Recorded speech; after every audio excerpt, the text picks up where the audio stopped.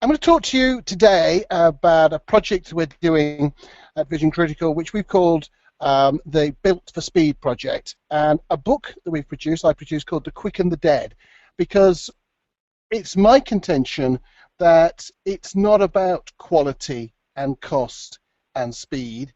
It's actually at the moment, right now, mostly about speed. And I'm going to run through that with two or three examples as we go through.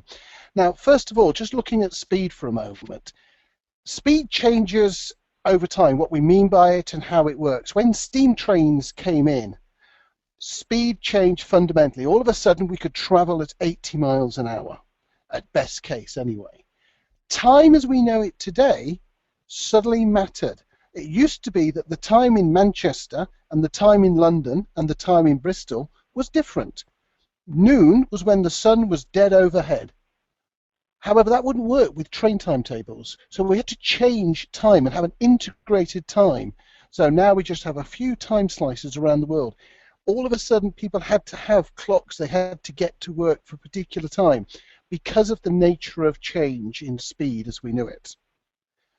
Another way that speed has changed, Samuel's Morse and the Morse code. All of a sudden, messages could travel faster than people. They could travel faster than those steam trains. We had to change the way that we do business. We had to think about things in a different way, fundamentally different. So again, society changed.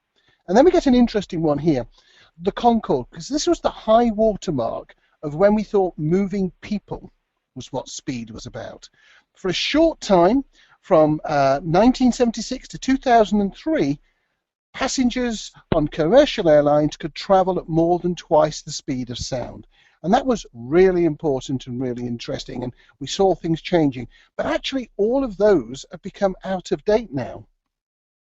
Because what we see now is that speed today means things like Facebook and Twitter. You've only got to look at the phenomenal speed that truth, lie, innuendo, rumor, insight go through the Twitter sphere. It's really changing the way that people expect to get answers. Think about Wikipedia. Think about the business people that we work with market research. When they get certain types of questions, they Google it, or they go to Wikipedia, and they get an answer straight away. Somebody dies somewhere in the world, some pop star you've never heard of, or an actor you've never heard of. By the time you hear it on the news, you go to Wikipedia, the story is already there. People expect much faster information. They expect things to be available 24 hours a day, 7 days a week. We all know the phenomenon of the crackberry, where I was at a conference just the other day. I said, put your hands up if you turn your mobile phone off at night. 2 people in the room put up their hands. Everybody else kept their phone turned on at night. As the plane comes into land, everybody's reaching into their bags and they're taking out the phone, ready to turn it on. We expect to be connected. That is fundamentally different. When I started working in market research, people sent you a letter saying they would like to have a meeting to discuss a project. It's a different sort of speed today. And I think it's best epitomized by this sort of device, print on demand. So you want a book? Well, we will print you a copy. You don't have to wait for Amazon to deliver it on their high-speed service. So next morning, you can stand there, press a button, and it will print and bind and cut and churn out at the other end a book on demand. And that's the sort of speed context that we're living in. When we talk to business executives, they say that one of the reasons they don't use market research is because they believe it's going to be too slow. We're not getting into the C-suite because we are simply judged without even making our case that we're going to be too slow. So we started a project looking at what we can learn from elsewhere. And I've got 1 or 2 examples here, and the book, which you can download from the website, has got lots more examples. But this is Bradley Wiggins. And for those of you who don't follow cycling, the turnaround has been phenomenal. No Briton had ever won the Tour de France. Up until a few years ago, we didn't do that well at the Olympic cycling. We are now, they like to say, we're the China of cycling, where the people investing the big money, the big technology. We're doing really well. We scooped the medals. We got the maillot jaune, the yellow jersey, for first place in the Tour de France and the 3rd place. But let's look at what Bradley Wiggins is doing. They've got lots of straightforward things. They've got nutritionists, but they've got a director. The guy called David Brailsford, who's in charge of the whole thing, has created the director of marginal gains. Are there slightly better spokes on the wheel? Are there things we can do to the shape of the helmet? Are there things we can do to the shape of the gloves that will give us a marginal improvement that take us forward? And that's one of the things we need to think about in terms of our research program. Another great example comes from the northwest of England. In Liverpool, they were losing about 12 people a year, deaths in fire. And they decided in the fire authority that over the next 5 years, they were going to reduce this by 50%. They wanted to get down to an average of 6 a year. Obviously, they'd like it to be 0, but you've got to be practical as well. So how can we halve the death rate? And their initial thinking was we needed to get the fire engines out faster. How can we have faster alarm bells? How can we get them down the poles faster, into the engines faster? Can we clear the streets so they can travel faster? But when they did the analysis, they discovered that most of those people who were dead before the emergency phone call was made. No amount of speeding up, even if you could go at the speed of light from when the call was received to the fire, you still wouldn't change it. So they realized they were tackling the wrong problem. They had to redefine it as fire prevention. They knew that most of the fires happen in lower income households, in older households, in rented households. So they actually reduced the number of fire officers. They increased the amount of work they did on fire prevention training, information and education, and they hit their goal in 3.5 years rather than in 5 years by redefining the problem. That is massively important for market researchers. How do we redefine the problem so we don't just do the survey faster, we don't just do the field work and the scripting faster, we don't just do the analysis faster, but actually we come up with a fundamentally different way of delivering what we need to deliver. This is Sir Joseph Whitworth, and back in the 19th century, those steam trains that I was telling you about, those steam engines, they initially had a real problem. Every single blacksmith had his own tap and dies. You couldn't take the bolts and the nuts from one steam engine and put them into another. And what he invented was the Whitworth standard, which went on to become the British Imperial standard, which meant that you could take the nuts and the bolts. You got interchangeable options. Let's think about that in terms of market research. We need to know that if somebody comes up with a great app for gamification, we can slot it into our survey without spending time and problems. We need to know that if we've got all sorts of pieces of solutions that we can bolt them together, we're not going to have to spend time on the interface, that they will drive data through in sensible and coherent ways. Now, this is perhaps a little bit more surprising. This is a book by Carl Honoré called In Praise of Slow. So if we're trying to go faster, surely there's nothing slow can teach us. Well, actually, yes, there is. Think about the slow cooker. You put the meal on to cook before you go out to work.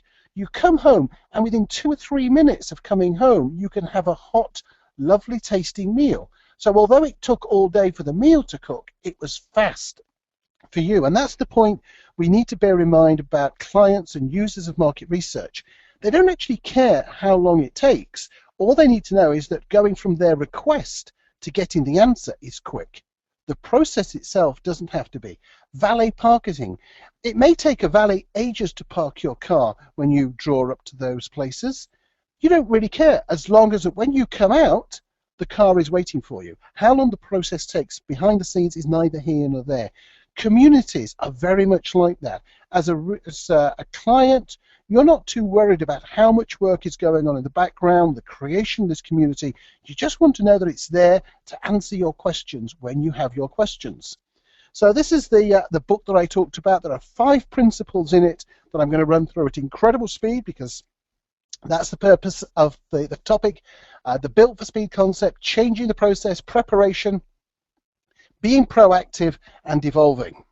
And some of those are a little bit scary for researchers, really. The Pennyfarthing is a really strange-looking bicycle, isn't it?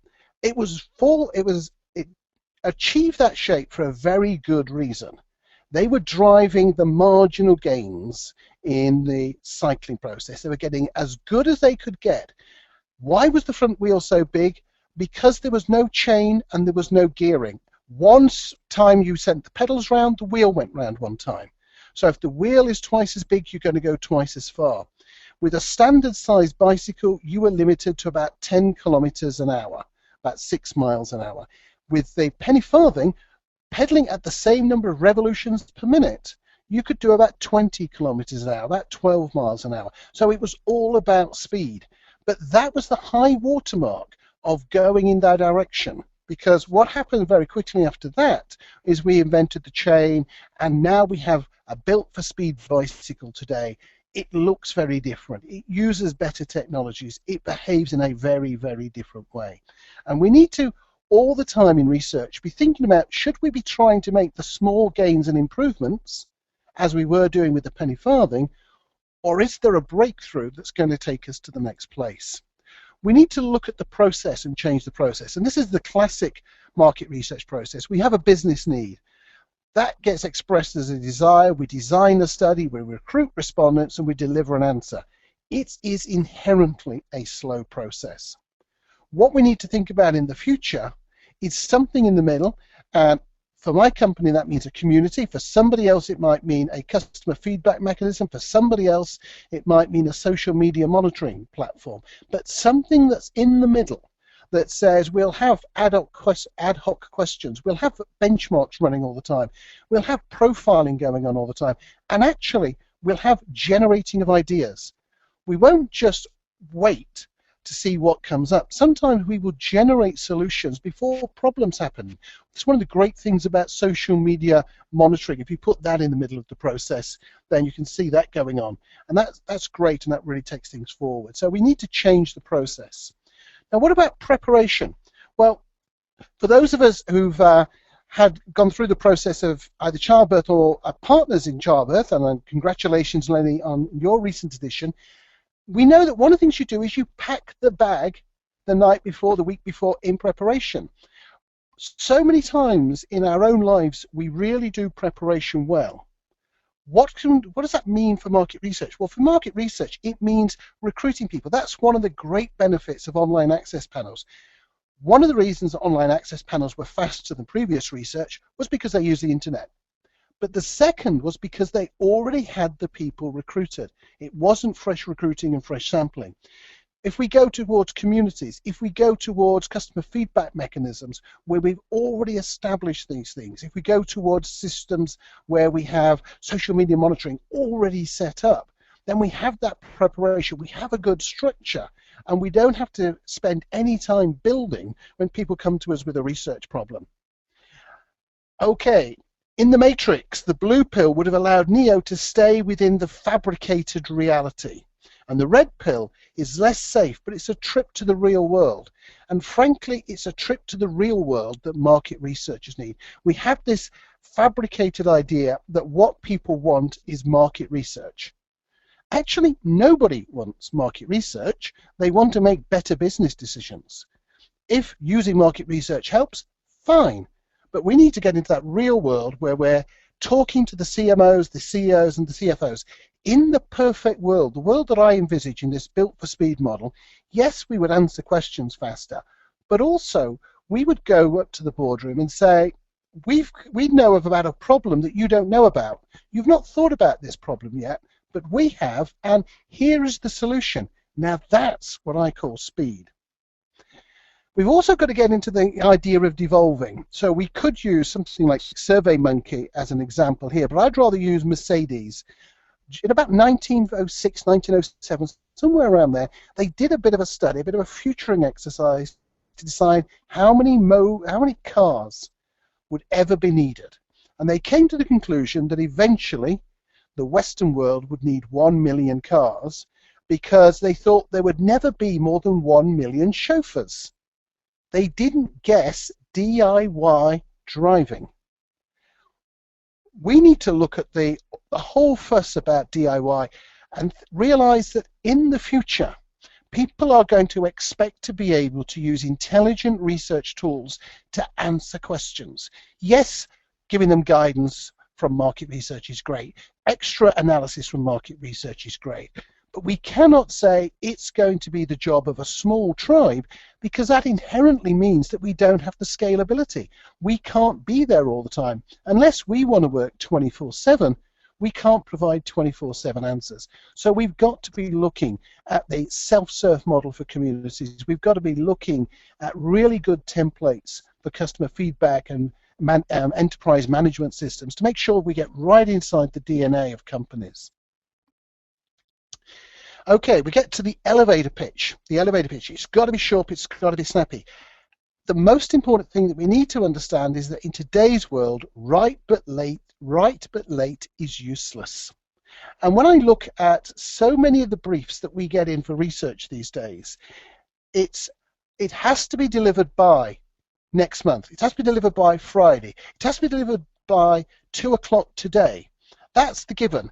They then want to know what can we do with the cost and the quality to make sure it's good enough and it's cheap enough, but it's going to be there by that date. We need to absolutely focus on what the timeline is and then build the rest of the research solution around that. Let's not go back to somebody who says we need a solution for next week to say, well, that's the wrong question. We prefer to have 2 months. That's useless. We have to go through what people in other industries define as business process reengineering. How can we change what we're doing to make it fundamentally different so we're delivering what clients need, what research users need, what the C-suite need when they need it? So with that, I'd like to say thank you very much. I'd like to encourage you to visit the Vision Critical website and download the book. I'd like to encourage you to pay £40 and buy the book in blue as well. But I'll hand it over to Lenny for questions.